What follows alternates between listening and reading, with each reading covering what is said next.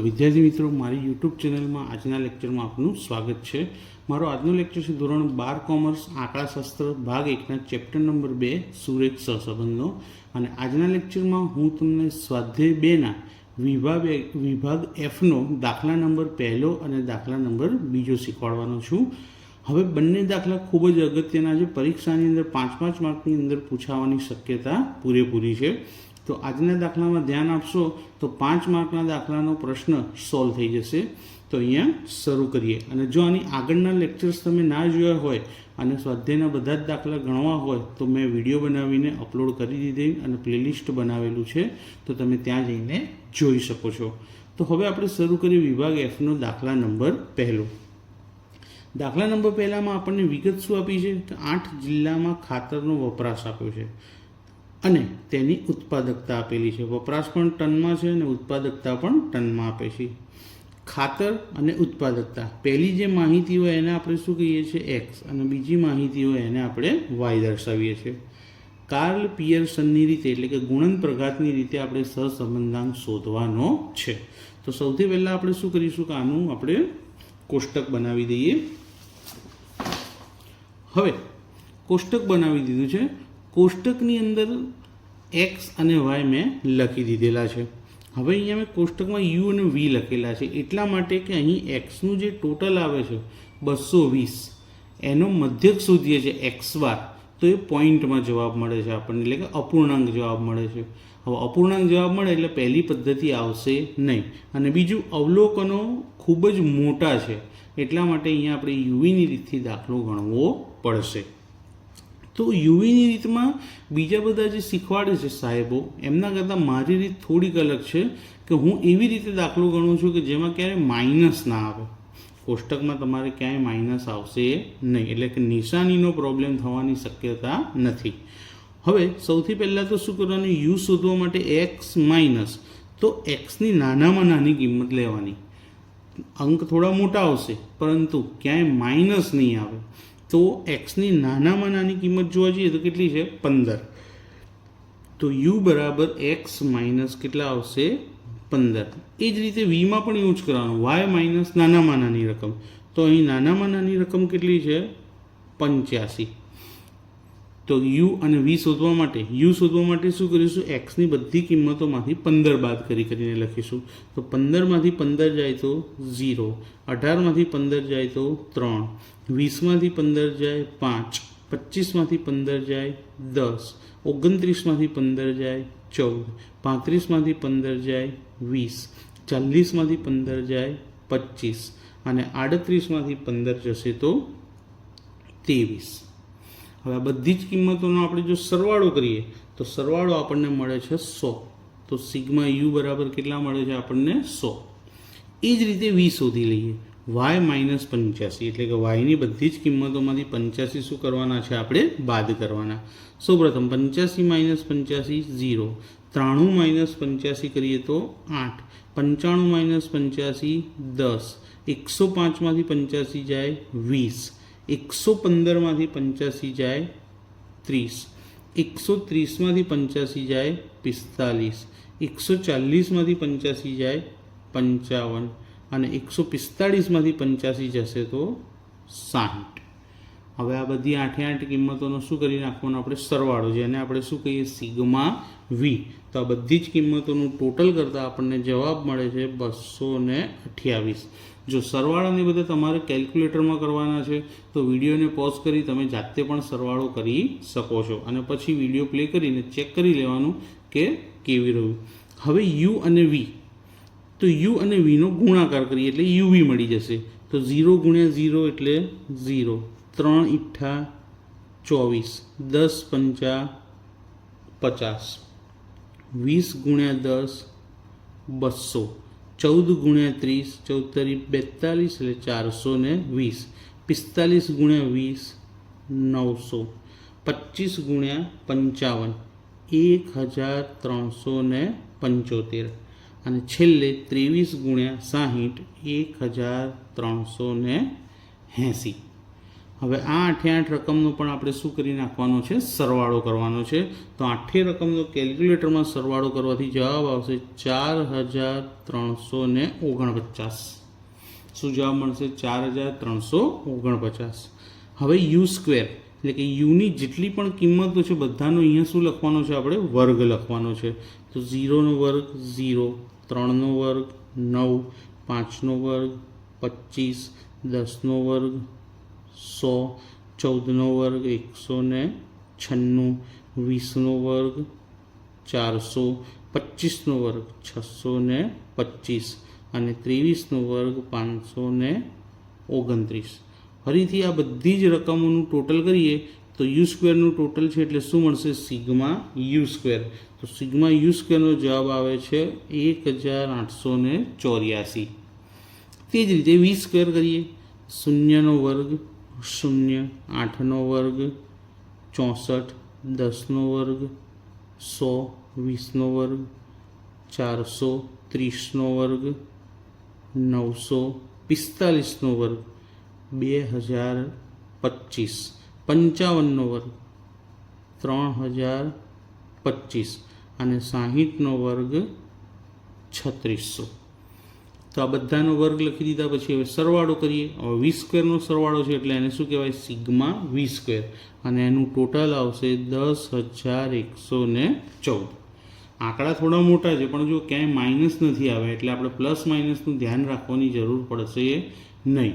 બીજું, ગણતરી કેલ્ક્યુલેટરમાં જ કરવાની હોવાથી અંક થોડા ઘણા મોટા આવે તો કોઈ પ્રોબ્લેમ નહીં. થોડું કોન્સન્ટ્રેશન રાખવાનું જેથી અંકમાં ભૂલ પડે નહીં. હવે આ બધી જ કિંમતો આપણે સૂત્રની અંદર મૂકી દઈએ. તો સૂત્ર શું છે આપણું? આર બરાબર n into sigma UV minus sigma U into sigma V છેદમાં વર્ગુણની અંદર n into sigma U square minus sigma યુનો હોલ સ્ક્વેર ગુણ્યા બીજા વર્ગુણમાં n into sigma V square minus sigma વીનો હોલ સ્ક્વેર.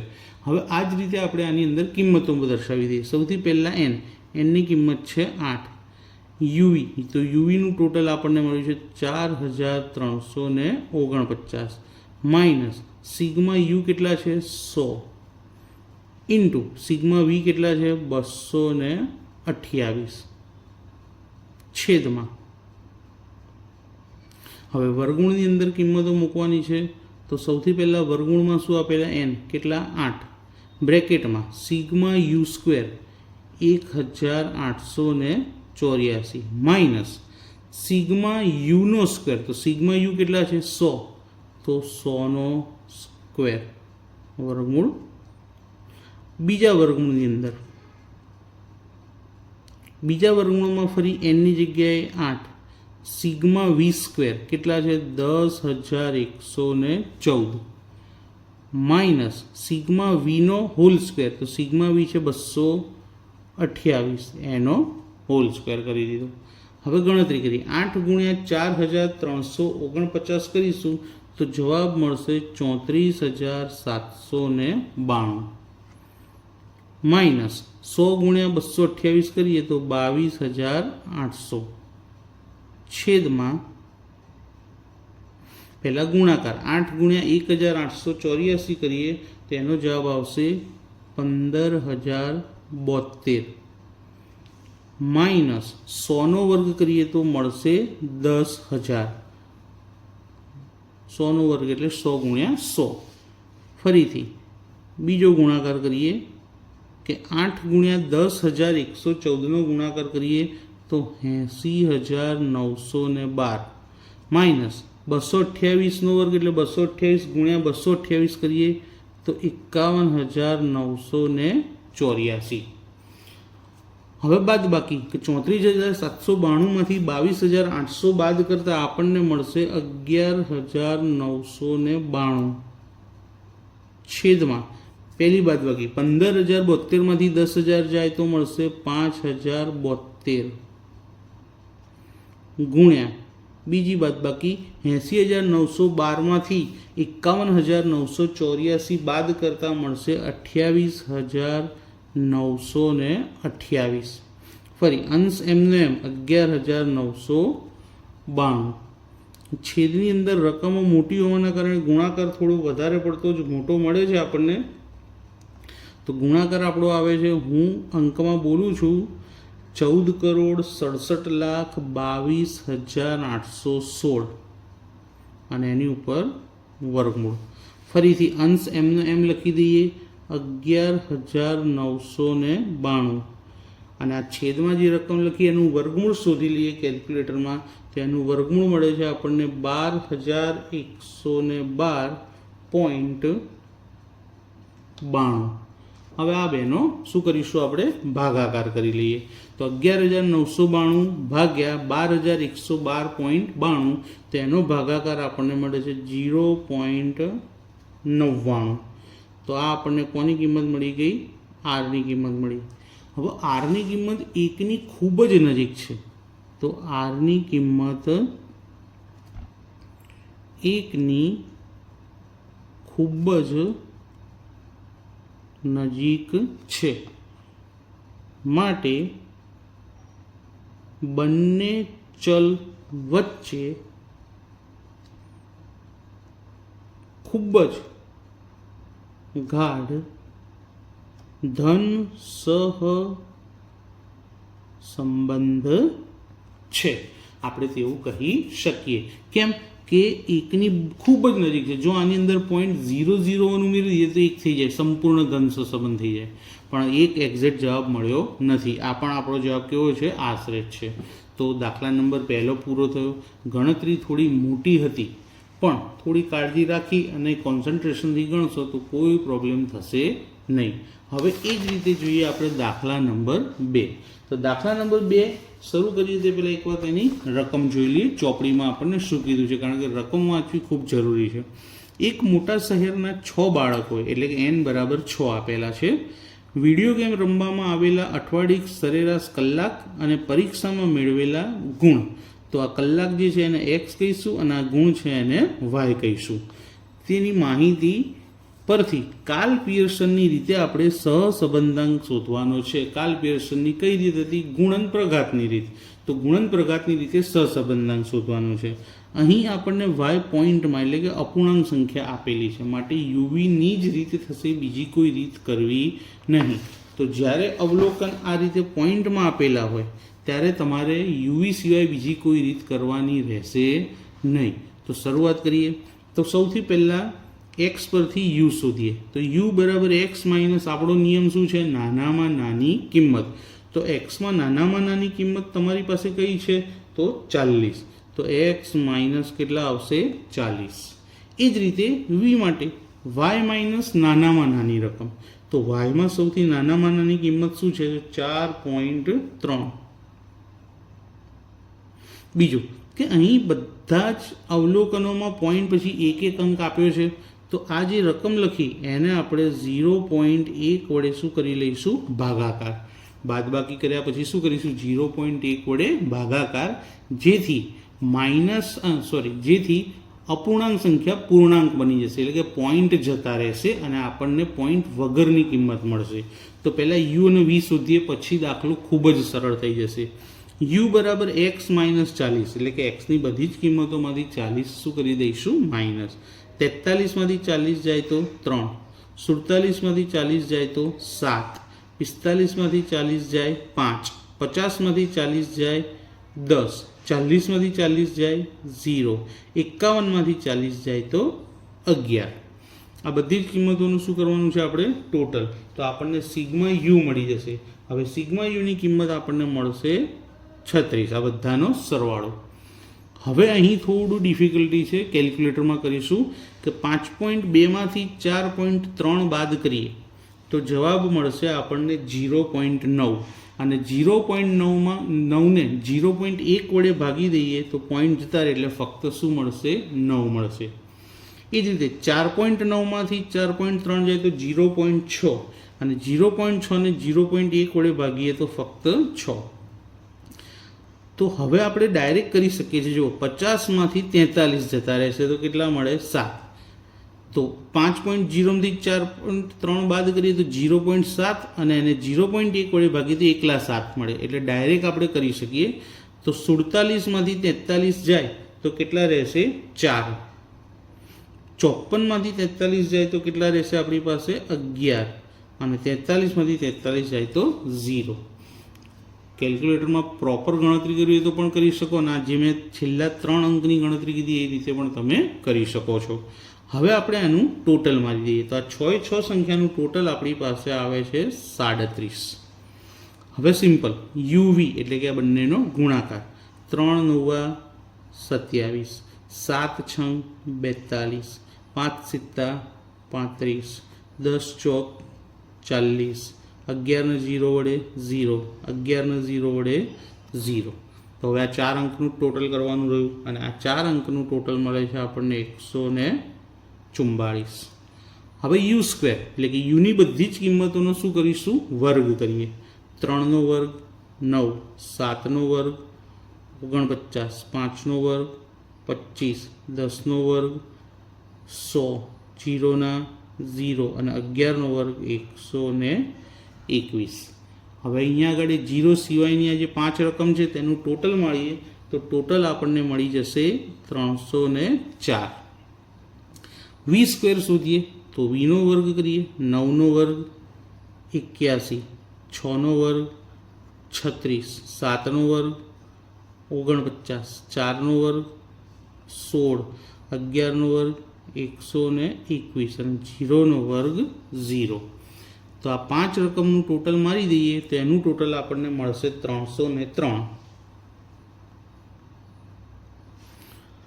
હવે દાખલામાં કિંમત તો યુવીનું સૂત્ર આપણે હમણાં આગળ પણ લખ્યું હતું એ જ રીતે R બરાબર n into sigma UV minus sigma U into sigma V છેદમાં વર્ગમૂળમાં n into sigma U square minus sigma યુનો હોલ સ્ક્વેર ગુણ્યા બીજા વર્ગમૂળમાં n into sigma V square minus sigma વીનો હોલ સ્ક્વેર.